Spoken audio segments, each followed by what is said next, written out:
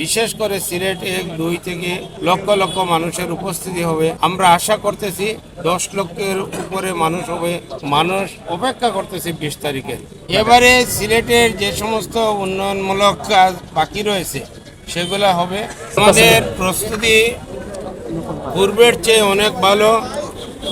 এবার সিলেট বিভাগ থেকে মানুষ আসবে, মাননীয় প্রধানমন্ত্রীকে শুভেচ্ছা জানানোর জন্য সাদরে অভ্যর্থনা জানাবে এবং সিলেট জেলার 13টি উপজেলা থেকে মানুষ আসবে এবং বিশেষ করে সিলেট 1-2 থেকে লক্ষ লক্ষ মানুষের উপস্থিতি হবে।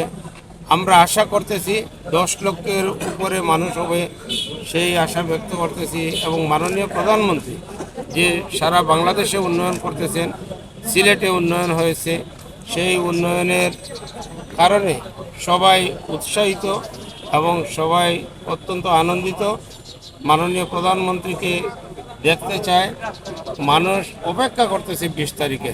এবারে সিলেটের যে সমস্ত উন্নয়নমূলক কাজ বাকি রয়েছে সেগুলো হবে এবং স্মার্ট বাংলাদেশ গড়ার লক্ষ্যে ইন্ডাস্ট্রি হবে, শিক্ষা প্রতিষ্ঠান হবে এবং এরপরে মেডিকেল বিশ্ববিদ্যালয় হইতেছে, অনেক কিছু স্বাস্থ্যসেবার জন্য অনেক অনেক ধরনের ব্যবস্থা হয়েছে এবং বিশেষ করে যুব সমাজকে কর্মসংস্থানের ব্যবস্থা করে দিবেন।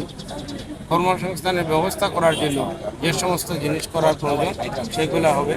সিলেটের উন্নয়নের স্বার্থে সিলেটের বন্যা থেকে মুক্ত করার লক্ষ্যে যা কিছু স্মার্ট বাংলাদেশের লক্ষ্যে যেগুলো করার প্রয়োজন আছে সেগুলোই করা।